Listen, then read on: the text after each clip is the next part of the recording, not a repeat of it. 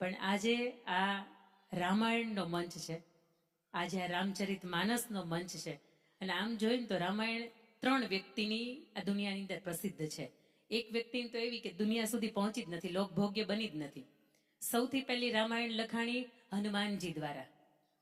હનુમાનજી જ્યારે લંકાના વિજય પછી પોતે હિમાલયની અંદર જાય છે ત્યારે પોતાના નખથી હિમાલયના જે પણ પથ્થરો હોય છે એની ઉપરના એ અદ્ભુત પ્રસંગો છે એ કંડારે છે.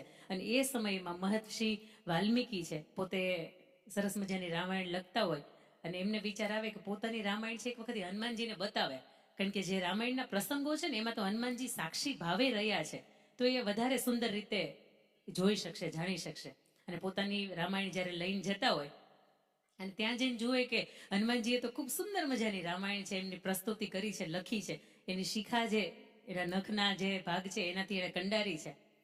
તો એ સમયમાં મહર્ષિ વાલ્મીકી છે થોડી વાર દુઃખ વ્યક્ત કરે છે કે તો હવે મારી રામાયણ છે ને 24,000 શ્લોકોની રામાયણ, તો એ હવે લોકભોગ્ય નહીં બને, લોકો સુધી પહોંચશે નહીં. અને એ સમયગાળાની વચ્ચે હનુમાનજી છે, એમનો ભક્તિ, એમનો સમર્પણ એ પોતે પડચો બતાવે છે. અને હનુમાનજી એવું કહે છે કે મહર્ષિ, આપની જે કંઈ પણ રામાયણ જે આપે લખી છે ને, જે પણ શબ્દોમાં, જે પણ શ્લોકમાં, આપની રામાયણ લોકો સુધી પહોંચે એટલા માટે હું મારી રામાયણ છે ને એને હું નષ્ટ કરી નાખું છું, અથવા તો એને હું એ જે શિલાઓ જે છે એની ઉપરથી હું ભૂસી નાખું છું. આ પહેલી રામાયણ એટલે હનુમાનજી દ્વારા લખાયેલી, બીજી રામાયણ એટલે મહર્ષિ વાલ્મીકી દ્વારા લખાયેલી, અને ત્રીજી રામચરિત માનસ એટલે તુલસીદાસજીએ લખ્યું. અને આજે એ કથાના માધ્યમથી, આજે પ્રસંગોના માધ્યમથી તમે હું શ્રવણ કરી શકીએ છીએ. આ 3 રામાયણ પૈકી 7 કાંડની વાત કરી છે. સૌથી પહેલો બાલકાંડ. બાલકાંડની અંદર ઘણી વખત આ તો અમુક સવાલો યુપીએસસી ની અંદર પણ પૂછાય. તમે જો કેબીસી જોતા હશો ને તો તમને ખબર હશે, પેલો નાનો એવો છોકરો ફટાફટ બધાને જવાબ આપતો હતો. અને અમિતાભ બચ્ચન જ્યારે એને સવાલ પૂછે છે અને એ રામાયણનો સવાલ પૂછે છે અને એની અંદર જ્યારે પાછો પડે છે ને ત્યારે એમાંથી એક મેસેજ બહુ મજાનો મળે છે કે આજના બાળકને તમે રોબોટ જેવા બનાવો, આજના બાળકને તમે ગમે એવું ટેકનિકલ શિક્ષણ એઆઈના માધ્યમથી તમે ગમે એટલું આપો, પણ બાળકને તમે આધ્યાત્મિકતા નહીં શીખવો ને તો એ આ જગતના મંચ ઉપર ઊભું રહેવા માટે પોતે સક્ષમ નથી. નાનકડી જે બાલ્યાવસ્થા છે ને ત્યારથી લઈને એને મોટા થાય ત્યાં સુધીમાં આ શસ્ત્રો કોને કહેવાય, આ શાસ્ત્રો કોને કહેવાય, શ્રીમદ ભગવદ્ ગીતા શું છે, રામાયણ શું છે, આના જો પાઠ તમે એને નાનપણથી કરાવો ને તો ચોક્કસ એના જીવનની અંદર જ્યારે જ્યારે અટકે છે, જ્યારે એ જીવનની અંદર હારવાનો એને સમય આવે છે ત્યારે ચોક્કસ આ ધર્મગ્રંથો છે ને એને ઉગારી લેશે.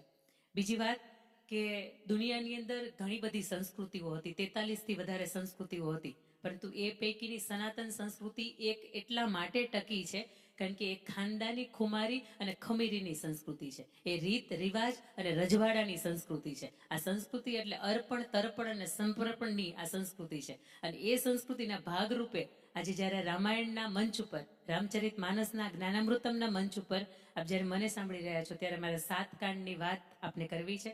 સૌથી પહેલો કાંડ બાલકાંડ. બાલકાંડની અંદર અદ્ભુત પ્રસંગ છે કે ભગવાન રામનો જન્મ થાય, દશરથ રાજાને ત્યાં રામનો જન્મ થાય અને જન્મની સાથે સાથે એનો અભ્યાસકાળ કેવો રહ્યો હતો આની વાતો છે. આ સિવાય લક્ષ્મણજી અને પરશુરામજીની સાથે યુદ્ધ થયું હતું અને પરશુરામને પરાજિત કર્યા હતા. આ 2 વાતો છે બાલકાંડની અંદર લખી છે.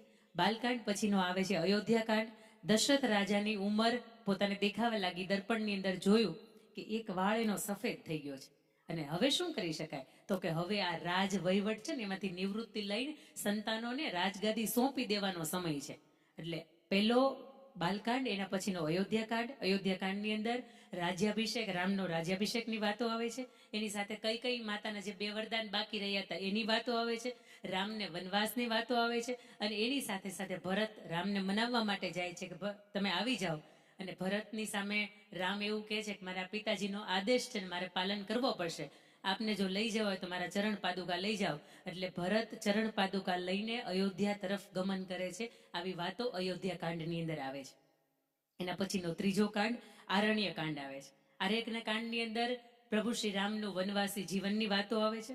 સુરપંખા અને લક્ષ્મણનો જે આપણે પ્રસંગ જોવો છો, એનું નાક કાપી નાખ્યું હતું, આ પ્રસંગ એની અંદર આવે છે. સીતાજીના હરણની વાતો એની અંદર આવે છે અને એની સાથે સાથે સીતાજીના શોધની વાતો આવે છે. આ ત્રીજો કાંડ એટલે અરણ્ય કાંડ. એના પછીનો ચોથો કાંડ એટલે કિષ્કિંધા કાંડ. કિષ્કિંધા કાંડની અંદર પહેલી વખત રામનું અને હનુમાનજીના મિલનની વાતો આવે છે. એના પછી દરેક વાનર સેના છે, કોણ નીલ છે, કોણ નલ છે, કોણ અંગદ છે, કોણ જમુવન છે, આ બધાની સાથેનો પરિચયની વાત આવે છે.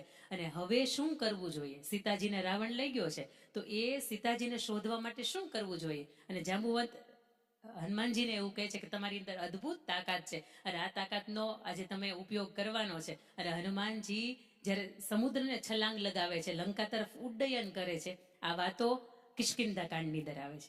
એના પછીનો 5મો કાંડ એટલે સુંદરકાંડ. આજ સુધીમાં હનુમાનજીનો જ્યારે વાર હોય કે હનુમાનજીનો તિથિ તહેવાર હોય ત્યારે આજ સુધીમાં તમે સુંદરકાંડની ખૂબ એના કથા અથવા તો જપ, એના હવન તમે જોયા છે. એટલા માટે કે સુંદરકાંડની અંદર મહત્તમ વાતો હનુમાનજીના જીવનની અંદર આવે છે. હનુમાનજીનું લંકાની અંદર આગમન, હનુમાનજીનું સીતાજીની સાથેનું મિલન, હનુમાનજીનું રાવણની સાથેનું મિલન અને લંકાનું દહન, આ બધી જ વાતો જે છે એ સુંદરકાંડની અંદર આવે છે. એટલે 5મો જે કાંડ છે એની અંદર, એના પછીનો 6ઠ્ઠો કાંડ એટલે યુદ્ધકાંડ. એની અંદર સૌથી પહેલા તો યુદ્ધ કરવા માટે આ સેનાને ત્યાં જવા માટે જોઈએ શું? તો કે એક સેતુ જોઈએ, એક રસ્તો જોઈએ કે જ્યાંથી રામેશ્વરમથી પોતે લંકા સુધી જઈ શકે. તો એના માટે રામ સેતુ નિર્માણની વાતો એની અંદર આવે છે. એના પછી રાવણના સાથેના યુદ્ધની વાતો આવે છે, રાવણના અંતની વાતો આવે છે, વિભીષણને રાજ સોંપ્યું એની વાત આવે છે.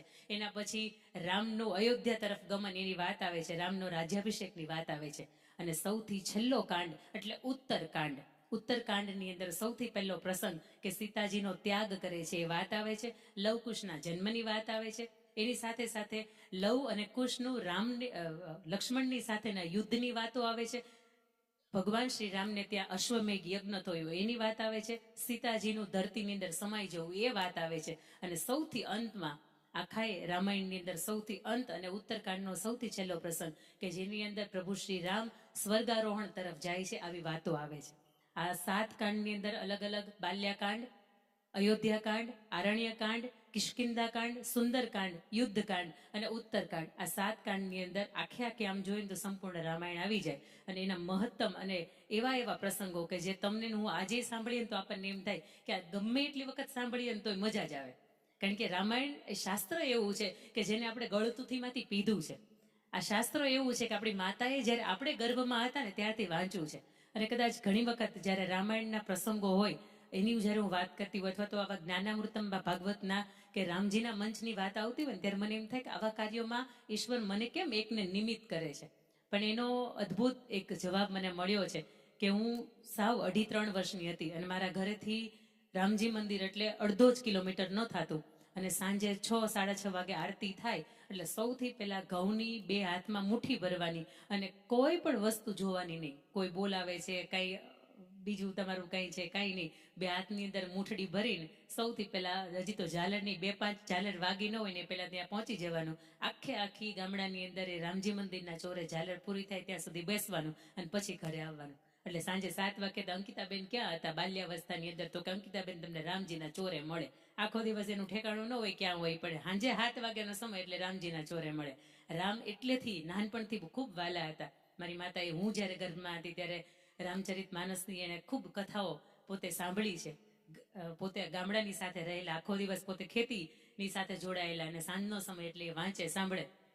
અને મારો જન્મ એટલે 19 ફેબ્રુઆરીનો અને શિવાજીના જન્મની તિથિ આમ જોઈએ તો લગભગ દરેક મહાનુભાવો એની તિથિ ઉજવાતી હોય, પણ શિવાજીના જન્મની તારીખ ઉજવાય છે અને એ પણ 19 ફેબ્રુઆરી. અને શિવાજીના જીવનની અંદર પણ પેટમાં પોઢીને સાંભળેલી બાળે રામ લક્ષ્મણની વાત, તો એના જીવનની અંદર પણ રામાયણનો ખૂબ વિશેષ પ્રભાવ પડ્યો છે. એવું કહેવાય કે જીવનની અંદર કદાચ એક વખત તમે શ્રીમદ ભગવદ્ ગીતા સાંભળો અથવા તો તમે એક વખત રામચરિત માનસના પાઠ સાંભળો ને તો આ આખું છે ને એ તરી જાય. ઈશ્વર એના દરબારની અંદર નોંધ લઈ લે કે હા, તમે જે જીવીને આવ્યા છો ને એના બદલામાં તમે જેટલા પણ પાપ કર્યા છે ને તો એ વસૂલ છે. એટલા માટે કે તમે એક ચિત્તે એક સ્થળ ઉપર બેસીને શ્રીમદ ભગવદ્ ગીતા અથવા તો રામાયણના જે જીવન પ્રસંગો છે ને એ તમે સાંભળ્યા છે. હજી દુનિયા ટેકનોલોજીનો યુગ કે વિજ્ઞાન એવું કહેતા હશે કે રામ સેતુ તો કાંઈ નથી, પણ રામ સેતુના જે પથ્થરો છે એના અવશેષોનું જ્યારે એની ઉપર એનાલિસિસ કરવામાં આવે ત્યારે એની અંદર જોવા મળે કે આ રામ સેતુના જે પણ પથ્થરો છે ને એની અંદર કોઈ સિમેન્ટથી કે કોઈ રીતે બનાવવામાં નથી આવ્યો, પણ એ રામ સેતુના જે પથ્થરો છે ને આટલા વર્ષો જૂના છે. અને ત્યારે વિજ્ઞાનને પણ સાબિત કરવું પડે કે નહીં, રામ સેતુનું નિર્માણ અહીંયા સિમેન્ટ વગર કે એવી રીતે થયું હતું. તમારે મારે ઘર બાંધવું હોય ને તોય તે સિમેન્ટ વગર કે કોઈ એવી મજબૂત લોખંડ કે એના વિના નથી થતું, પણ આ તો રામ સેતુનું નિર્માણ થયું હતું. અને જ્યાં રામની સાક્ષાત કૃપા હોય ત્યારે આવા કાર્યો થઈ શકતા હોય. બીજી વાત કે જ્યારે મેં ઉત્તરકાંડની સાથે આ વાતની પૂર્ણાહુતિ કરી 7 કાંડની, એના પછી મારા રામાયણના અમુક જીવનના પ્રસંગો છે કે જે કદાચ પ્રસંગો ઓછા લોકભોગ્ય બન્યા છે. અને એમાંના જો તમે પ્રસંગો જાણતા હશો તો ખૂબ મજાની વાત છે કે જાણતા હોય ને એની વચ્ચે વાત કરવાની હોય ને ત્યારે બહુ મજા આવે.